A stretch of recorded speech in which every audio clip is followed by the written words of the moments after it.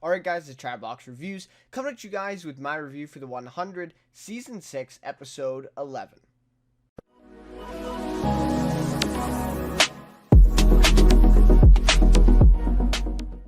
Alright, so with only 2 episodes now to go after this one for Season 6 of the 100, they got a lot of ground to cover, but I think this episode does a really good job in setting up really giving us a good idea of what we're going to see, or at least of what our kind of main group is hoping to implement in the next couple episodes here, and try to wrap up Sanctum, if they even choose to do that. I've seen some people out there saying that maybe they're going to continue Sanctum into Season 7, and maybe put some other new group that takes over after the primes or something like that. We'll have to see. Of course, we know, the first 5 seasons was end of book 1, so I'm wondering if Sanctum then is going to be taking place over many seasons, and then we're going to have new kind of groups coming in. And they also talked about going to the planet, right? That Sanctum is a moon of this other planet, so we'll have to see how that all plays out. But I thought this episode was a pretty damn good one. Honestly, a lot of it, a couple moments here were a little bit on the nose, but they still were really impactful and really effective. So the way we got there maybe wasn't so good, but the actual scenes itself were really awesome. But anyways, love to hear your guys' thoughts on this episode, and also how you see the ending of this season going, especially given the main details that we were presented with in this one, and kind of the group's main plan, I guess, to get back and free their people. So anyways, yeah, love to hear your guys' thoughts on that one. And if you enjoyed the review, please leave a like and consider subscribing to the channel. Would really appreciate that as well.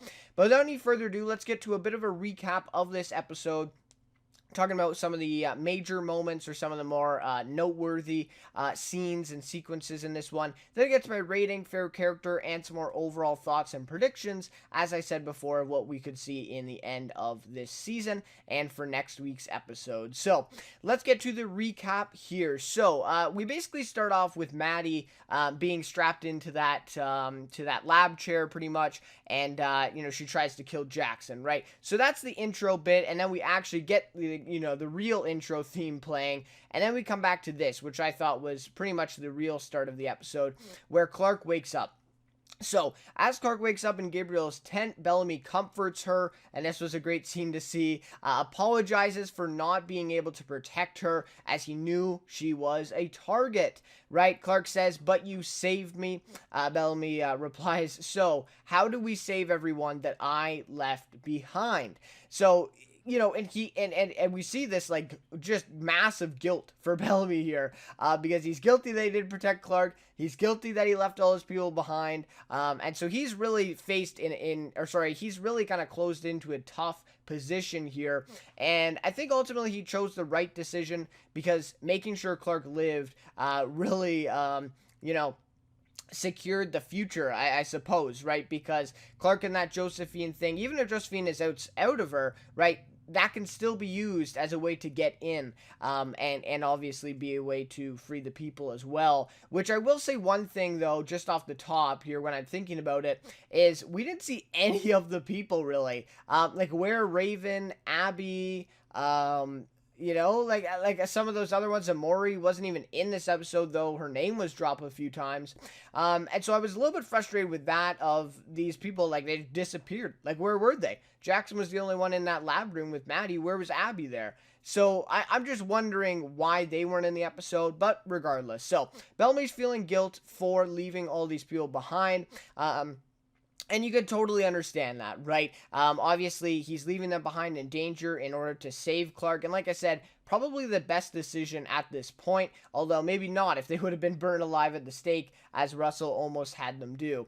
So finally, it's not Clark who has to make these decisions this season, it's Bellamy. And this is something I feel like they did really well this season, that has kind of been slid under the radar, and I haven't seen a lot of people talk about it, but to me, this is like a moment where I kind of realized this as well, is Clark hasn't been the one this season that has to make those decisions.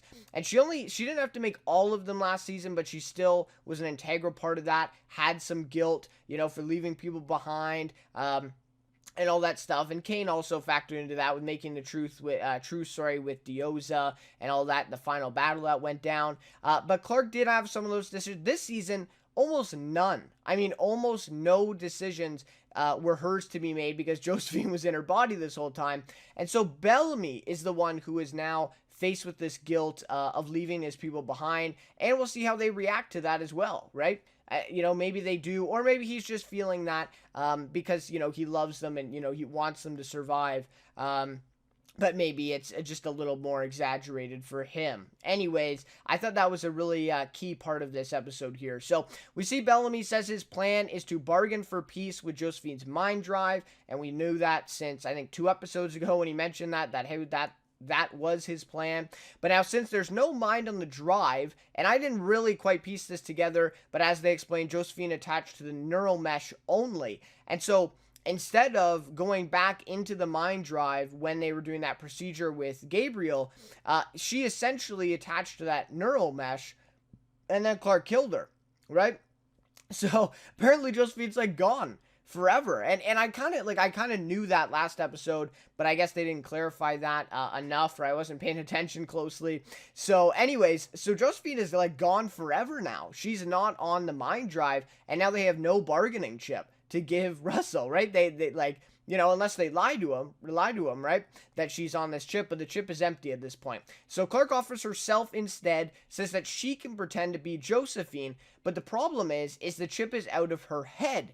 Gabriel suggests putting it back in to basically fool Russell, right? So if he does check the back of her neck, he will see that incision and see that the chip is in. Bellamy, of course, objects, saying, basically, why would you put that thing back in after all of the stuff that's happened?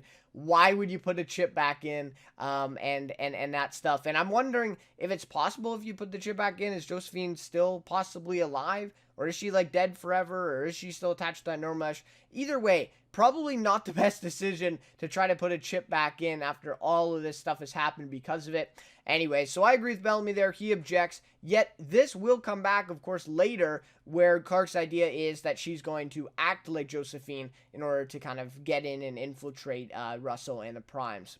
All right, so meanwhile, back at the palace in Sanctum, Echo is being held on her knees after Riker has brought her in. And this was an interesting progression here, too, because I didn't know at the end of last episode. I thought, Riker and her were still working together. He just couldn't bring himself to get Russell killed and be involved in that, right? So he knocked her out, and that was that. But Riker, brought her to Russell here. So he really saw the other side of things and basically said, you can't hurt my Prime family, right? I'm going to put my family over anyone else. Even though he still has a lot of dissension, right? He's been the one fueling the dissension among these other people and trying to get this quiet revolution started. And yet he is the one who brings her in. So Russell tells Echo that her life could be saved the same way that Jordan's life is now for saving Priya, which was an interesting mention there. We haven't seen Jordan since I think it was episode, was it 6 or 8? I don't know, but it's been 3 or 4 episodes now where we haven't seen Jordan after he took that stabbing from Maddie. And it's where is he, right? I wonder if Shannon Kook had another show to do and he couldn't be in these episodes. Just seemed a little bit weird that he wasn't in the last few episodes after he had so much focus in the first 4 or 5. But anyway, so he's been taking care of Priya. I like that they mentioned that, at least given that little detail for us. But anyways, so he compares her to Jordan pretty much, right? Jordan sacrificed himself, his life for the Primes, and so maybe she can do the same in telling them, who was really behind this and who else she was talking to about the murder of Russell, right? The assassination attempt, and then also, of course, Simone's murder that was done by the man named Ty. So basically, she tells him, right, that she only told the Ty, that this Ty man who killed Simone, and then basically just goes off, on him, on the way that they talk about bringing back Simone as murderer, right? And the Primes don't like that word, right? They don't like anytime you say what they're doing is murder, they kind of get all, up in arms about it, right? Of course, they don't want that to get out, right? Murder is obviously a way different word than what they use, like sacrifice and all that stuff. So anyway, so she brings up this whole thing about them bringing back Simone and saying, well, that's murder, right? When you bring a person back to resurrect her, well, that's going to be murder when you kill that person. Anyway, so she kind of goes off on him. I really like that as well. And then Russell just flips the switch. He threatens her that she will be the one to sacrifice herself to bring Simone back if the Nightblood serum works, because she's not cooperating. So this is what is going to happen, is she is going to get murdered in order to bring Simone back. And I thought this is a whole different level for Russell as he uses this sacrificing sacrificial, I guess, process as a threat to kill her, pretty much, right? Like, he is recognizing here that it's murder and equating it to murder. And this is the first time that we've seen this, especially him saying this in front of the guards. But I guess the guards are loyal to a T. You know, I don't think they would ever betray him, even if they knew the truth. But I just was really surprised that Russell spoke this way about the sacrifice process. And, you know, basically telling her, well, we're going to kill you in order to bring back Simone. That's how this is going to go. I thought it was just a really, really shocking scene there and placed a lot of intensity on the rest of the episode. So Russell places Riker in charge of the process and tells him to call him so that he can be there for the resurrection. Really crazy stuff. Echo taken away, and then as she gets sent out with Riker, Murphy comes in. So I like this scene too, where Murphy talks to her. I forget the name of the language or the dialect there. Anyway, so they're communicating, and the Primes have no idea what they're saying. Of course, this is the grounder kind of language that they developed on, coming back on Earth. And so anyway, so they communicate a little bit.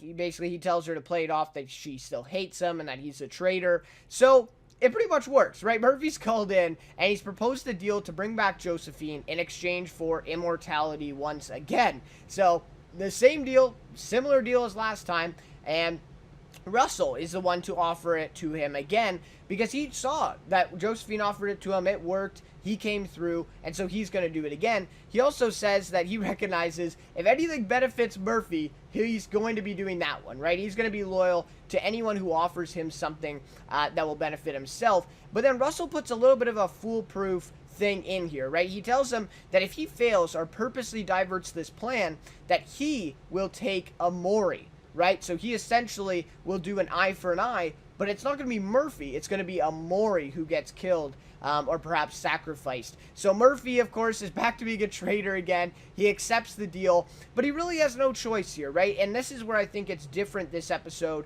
for him just being a traitor and another kind of storyline like that, is that, yes, the immortality is offered, but Amori being in danger is also the threat, right? So I think, and later he explains that to Bellamy too, and I think that makes it a lot different. Anyways, back at the tent then, back at Gabriel's tent, suddenly the children of Gabriel show up to come get Josephine as they capture Octavia outside, breaking up what could have been a really great moment between Octavia and Bellamy as she asked to talk to him outside. Either way, so anyway, so as Gabriel comes out, he reveals to the children of Gabriel that he is, in fact, Gabriel, and that the old man is dead. This was a scene that I think we've all been waiting for ever since, of course, the reveal that Xavier was Gabriel. One that I thought was a little lackluster, but the way this played out kind of made up for it for me. We see that people are just shocked. I mean, the Gabriel people are shocked. One even hits him over the face with her gun in anger. And it really is justifiable to me, as this is exactly what they are fighting against. I mean, that's like their whole mantra. The whole reason that they fight and that they hate and they even go and kill these primes is because they hate this process of sacrificing and murdering other people, to carry on the primes and bring people back. And that's exactly what Gabriel just did. And so they really turn on him, even though they kind of view Gabriel as this god in a sense, right? I mean, even they have a god as this kind of divine leader, if you will, of their group. And it just falls all apart. They are just shocked. They can't follow this guy who broke their fundamental rule, essentially, right? So you see Gabriel explains himself, and they all feel betrayed, especially that one girl, like I said, who hits him over the face with her gun. She is not having it. She's ready to kill Gabriel now for what he has done. And I really like, too, that they included that he lied to them for 10 years. So 10 years he was lying to them, but still kind of traveling with their group, helping them out, and he's been able to hold the secret in for 10 years. That's pretty crazy. So we see that they're actually about to kill him. They're about to kill Gabriel here because of, his betrayal to their, like I said, fundamental rule. Until Bellamy proposed a plan that benefits all of them, really. Essentially, they get their people back, and then the children of Gabriel get to kill essentially all the primes, right? So his plan is setting off a red sun toxin bomb and essentially bringing down the radiation shield, creating a distraction, and then they can go in, they can kill the primes, Bellamy can get all of his people back, and all of a sudden everybody gets what they want, and everyone's happy. But the only problem here is, right, that innocent people on Sanctum that are part of the compound who aren't the primes are going to be, affected by this red sun toxin, and they're going to probably kill each other, right? It's going to be a complete chaos. So the Gabriel man, he's like, that's a great plan, I really love that. So he admits, hey, that's a great plan, right? That's a pretty good plan, he says. But they still are skeptical about Josephine in Clark's body. Gabriel says if they kill her, that he won't help them. So of course, they accept, right? Because they just want to kill the primes. They want to kill as many as they can, yet they are still skeptical about Josephine, being in Clark's body still. And they don't really have a way to tell either, so I don't really blame them in that. But anyway, so they accept the deal, and they basically, Bellamy and Octavia volunteer to collect the toxin for the bomb that they will be making. So it is a little bit of a partnership, but not completely, right? Because they still want to kill Josephine, and they still want to kill Gabriel, yet they kind of give them something that they want a little bit more than that, which is to kill the Prime family, the Lightborns, essentially, right? So, I thought this was a really great scene then. So, Octavia and Bellamy go to collect the toxin. Just a really powerful scene. I think I'm going to go on a limb, and I'm probably going to say it's one of the best scenes of the season. And maybe one of the best scenes in terms of performances from both Maria Avgeropoulos and Bob Morley in the entire series. I thought this was such a powerful scene. A couple of the lines were a little on the nose, and the way that this whole thing plays out is a little on the nose, with both of them having to be the ones to go to collect the toxin, so they're happen to be together and talking, right? But either way, I thought it was still a really great scene. Essentially, it ends with Octavia saying, admit that I'm your sister, right? Or call me your sister, or something like that, right? And essentially echoing what we've already heard about forgiveness and that she has to earn it. And she says, after you said sorry so many times, or something along those lines, what can you say, right? What can you say beyond saying you're sorry? And I thought it was a really great way to end the scene where Bellamy says, you're my sister, but you're not my responsibility anymore. I thought that was really great because, of course, the whole mantra between the two, the entire series has been my sister, my responsibility, for Bellamy being that older brother, and of course their whole backstory with the Ark. And so I thought that was just a really great line, really impactful, saying you're my sister, but you're not my responsibility anymore, right? I got bigger issues, and he says that earlier in the episode. I can't be looking after you all the time. And I think that also, and both of them are in tears, of course, too. And you can see Bellamy's really affected by this. And I think this is completely fair that he recognizes, yeah, you are my sister, and I love you, right? But I'm not going to be here to protect you anymore. And that's also why I left you, right? Because you were hurting the group. Anyways, I just thought that was a really great scene that played out. And something that needed to happen, right? This has been really building ever since Bellamy left her, which was, I think, episode, 3 or 2. I think 3. And so this is a long time coming. I thought it was a great scene. All right, so then we see Echo is tied down to the chair in the machine shop. Riker comes back to see the Nightblood serum worked on her. And I wasn't too happy with this one because I felt like this episode was really fast-paced towards the end of it, especially in this segment here, and they really skipped ahead. I mean, so he injects her with this little, needle, I guess, or this serum earlier in the episode, and then all of a sudden, it just pretty much skips here, and all of a sudden, she's a Nightblood, and the serum has worked. So I thought that it might be a little bit more, or a little bit better explained, especially given the way that we saw the scene with Maddie in the beginning.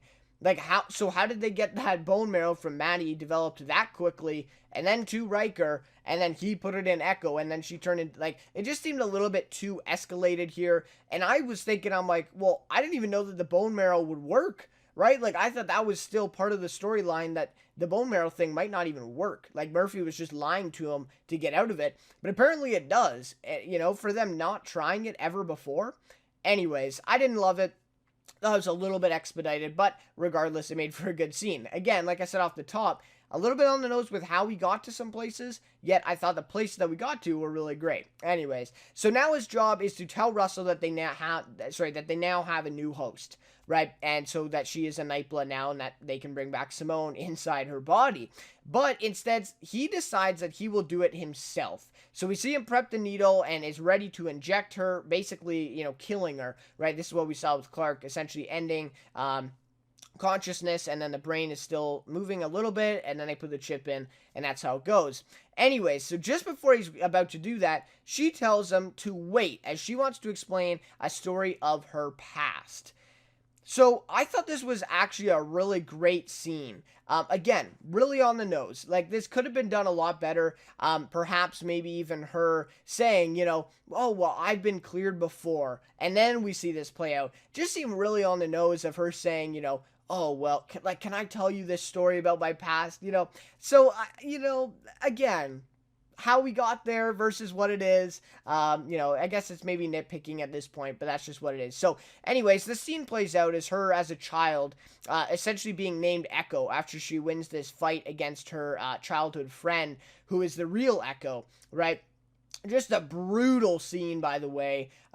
Even for the 100, network TV, this was a pretty brutal scene to see a young girl, getting killed that way. And, it's pretty gory, too. We see everything.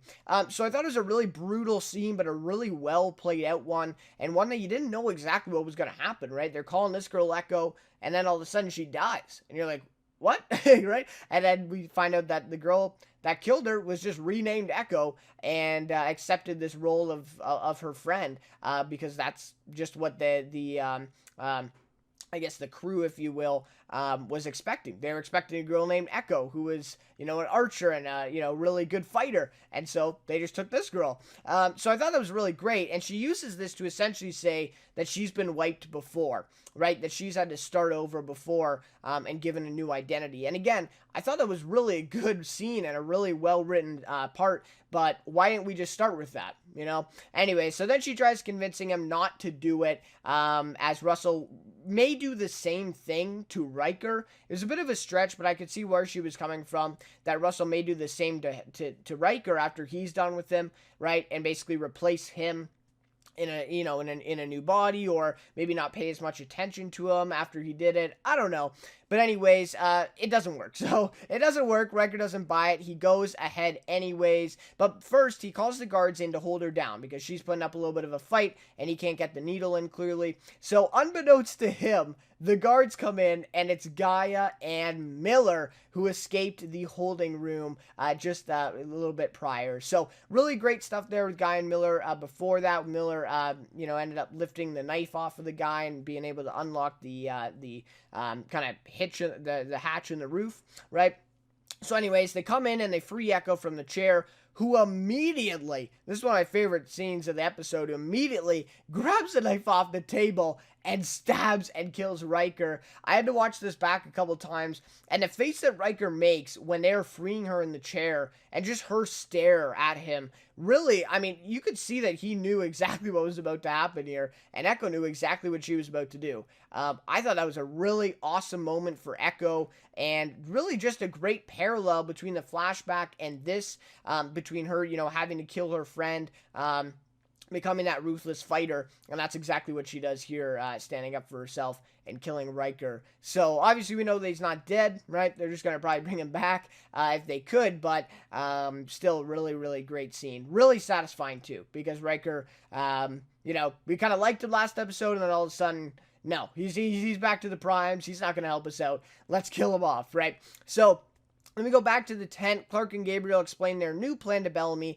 which involves her going in as Josephine to create a distraction, and then they let up the barrier and set off a smaller version of the bomb with the red sun toxin, which will cause just the insects to go crazy instead of all the people, but it will still cause the needed evacuation of the compound of Sanctum. And so this really is a better plan than what they had. It also saves the innocent lives, right? So Bellamy's skeptical, but Clark explains that this is the way that they do better. And that has been, again, the mantra of this entire season. I believe it's one of the first lines of the season as well in episode 1, titled Sanctum, right after they just hear the Monty address, the video message, right?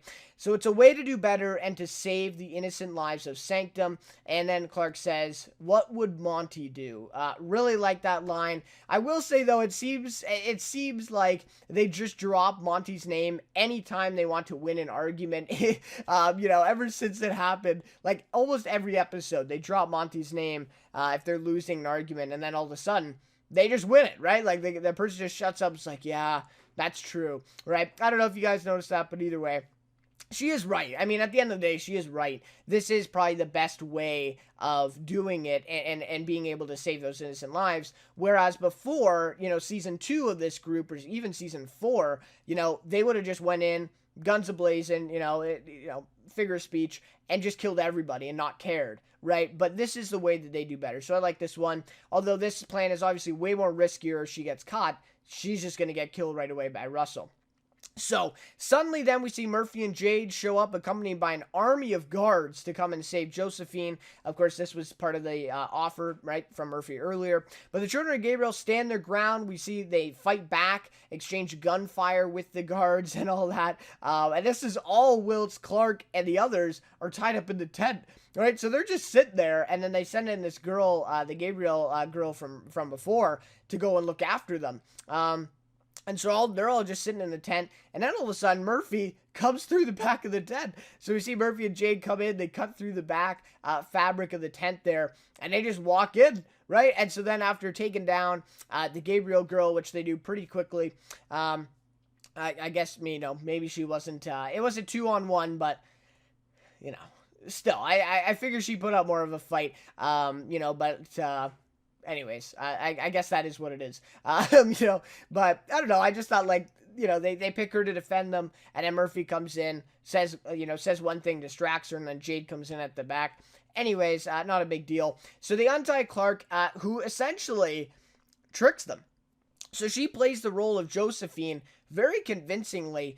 She even convinces Murphy, in fact, here, who I thought, he got to know Josephine as well. So this actually means something that she was able to convince Murphy in this scene as well, and obviously sell that she is Josephine still and not Clark. And then we see Murphy admits that he's only doing this to save Amori, and tells Bellamy that he will also try to save Echo as she is in trouble right now. And I thought this represented the whole point of, maybe he's not just in it for him this time. It really is that threat of Amori getting killed or getting sacrificed that he is willing to carry this out against his group. So again, I thought that was an important distinction here. So we see Murphy and Jade head out. Clark fake shoots the gun, right? She tells her, Jade, she's going to shoot the Gabriel girl, right, and then she'll be right behind them. So she, of course, fake shoots the Gabriel girl. She doesn't kill her, even though maybe she could have, yet, of course, she's trying to do better, not trying to kill innocent lives here. Anyway, so she frees Bellamy then, as he agrees and letting her go in, and they both say, for Monty. Again, kind of a powerful line there as well, for Monty, do better, right? So the perfect situation played out here, really. Right? Like, they got really lucky here. They really couldn't have done it better if they tried. Right? Murphy and Jade come at the perfect time, and now Clark can go in as Josephine just the way that she planned the entire time, and this whole thing works out really well. So I thought that was a really lucky situation. So to end, Clark is taken back to Sanctum with Murphy and Jade, and upon arrival, we see Russell honor his deal with Murphy, essentially lets him go. lets him go to talk to Amori, and so I'm guessing we'll see them next episode, hopefully. And then we see Clark playing as Josephine, tells Russell what happened to her mind drive. Russell tells her that they figured out how to make new hosts, and that they can bring Simone back now. Thought it was a really great reaction from Clark, trying to adapt to the situation, as she legitimately did not know that Simone died, right? So I think, and the way she reacted, like mom died and stuff. So I thought that was really, really great of a reaction for Clark to have here. So we see Russell then take her to Maddie, who is still strapped into the bed or the chair at the lab there. And then plays out just a heartbreaking scene. And a little bit of a chilling scene as well for Clark.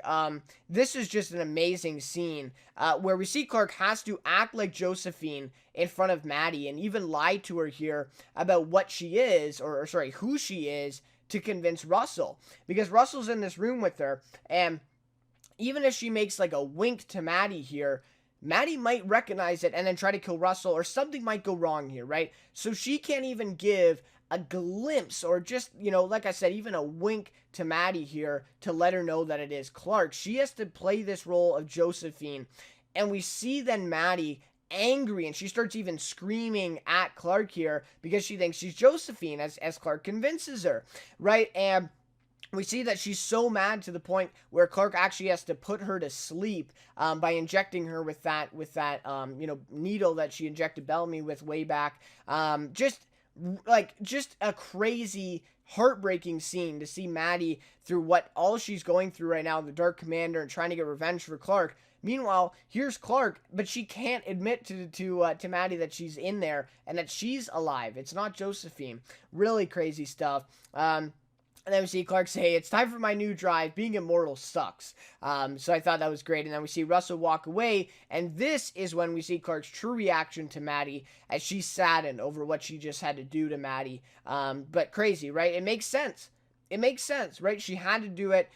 Just a heartbreaking thing to watch. And I'm sure Maddie will understand afterwards. It was for probably the best of Maddie, but also, the best of Clark and the people. So it also was really great to see that Clark is so good at acting like Josephine, because let's remember, she had to share her body the whole time, and she was able to hear her outside and hear what Josephine did and see what Josephine did in terms of the mannerisms and all that stuff. So, I thought this was actually pretty realistic, that she was able to do like the, twisting the hair and all that stuff, because she's been in there the whole time. Like, let's not forget that. So I thought that was realistic, and I thought great acting by Alyssa Taylor here. I mean, people have been talking about her for the Emmys. It doesn't look like she got that from the nominations, of course, this year, and I didn't think she would, but I don't know. I mean, by the end of the year, maybe she will be in my best performances of the year. We'll have to see. But anyways, that's where we end off the episode this week. Alright, so in terms of a rating for this episode, I'm going to give this one a 4.7 out of 5. I thought this episode was really great, and it was really diverse, actually. We see an Echo backstory in this one. We see that kind of reunion with Bellamy and Octavia, with Clark. So there's a lot of, and even Gaia Miller, they had a really great scene, too. So they kind of have sprinkled in a lot of these nice auxiliary kind of scenes in here, and then obviously stick with the main plot of, Clark being, going in as Josephine and saving everybody. But I thought there was some really great stuff here, even though we didn't even see Abby and Raven, right? And Amori and some of those other ones. So anyways, thought a lot of questions were answered. Some questions that have been even since the beginning of the season. So Echo was captured. That question was answered very quickly, with this kind of backstory in her past even here. And now she's a Nightblood. That's also something interesting too. And I wonder then, because of this, I'm wondering if that's what they're building to, that they're just going to make everybody that's in the group a Nightblood, and then they won't have this problem with radiation anymore. That would make sense to what they're doing. But either way, anyways, so Echo's captured. She's made a Nightblood. She kills Riker. Gabriel is exposed. That was a question we'd be wondering. How did the Gabriel people react to that? That's in this episode. Of course, Bellamy and Octavia finally resolved, like I said, even dating back to episode 3, right? So that was great. And then Josephine being gone, that was answered in the first couple minutes of this episode. So I thought there was a lot of great answers. Just, again, some questions that have been around for quite a while. Obviously, there's a few more here as well. how Russell reacted to Simone. Guess we saw a little bit of that last episode, but a lot of it here. Anyway, so I thought that was really great, and I also thought it was really great in the way they set up the story for the next 2 episodes. I mean, we really now know exactly what they're going to try to do in the next 2 episodes, and I don't feel like we've had that kind of preview, if you will, before. Right? Like, we hear these plans in the beginning of episodes, and then we see them play out. They usually don't set those up for, like, future episodes down the road. So, anyways, I'm really looking forward to it, and I can't wait for kind of a final battle scene with the Sanctum, people in the Primes, and then Clark and our group. It's going to be awesome. So, one thing I will say, too, I just want to touch on here at the end, is the anomaly stuff with Octavia. I thought that was completely glazed over in this, and Diosa too. I thought it was completely glazed over in this episode. It's mentioned a couple times by Gabriel to Bellamy, and then Octavia mentions it to Bellamy, and then that's pretty much it. And I feel like the anomaly was such a big part of these middle episodes this season that it has to play a bigger part in the ending of this season. So I'm going to be actually kind of upset or disappointed if we don't see Diosa come back in a big way, or something is different in Octavia with the anomaly or something like that. I just feel like for the time you spent on it to not kind of, give it as much screen time or as much, just time in general of just speaking about it and having it impact the overall plot, I just feel like a little bit disappointed in that. But either way, hopefully in the next couple episodes that is explained a little bit more, and it's not just one of these kind of random loose ends that they just leave open. Anyways, so favorite character for this one, of course, I got to go with Echo for this episode. Played by Tasia Teles, I believe. She's a Canadian actress from Toronto, and she's great. So she's had small roles in Supernatural. What are some of the other ones that she's in? Anyways, she's had some small roles in some of these Prison Break. That was the other one, kind of a bigger profile. But this is kind of her first regular role on a show, and at first I didn't think she was the best actress, but I really do think she's improved, and this episode is perhaps one of her best performances in my opinion. She had a lot to do in this episode. She also had an episode earlier this season where we heard a bit of her backstory, and again this episode we actually see it play out. So really great stuff for Echo, and her being Bellamy's kind of partner now, you'd think she'd get a bit more screen time and a bit more, time on her backstory. So I'm really looking forward to more of that in the future. But anyways, guys, thank you so much for watching this review. Again, love to hear your guys' thoughts on this episode and what you think might play out in the future, in the next couple episodes to end off the season. Really looking forward to the finale and how they wrap this one up. And, of course, looking forward then how they go into Season 7, as we've already been renewed for that. So really look forward to that. Again, guys, thanks so much for watching, and we'll see you next week for the 100 Season 6, Episode 12.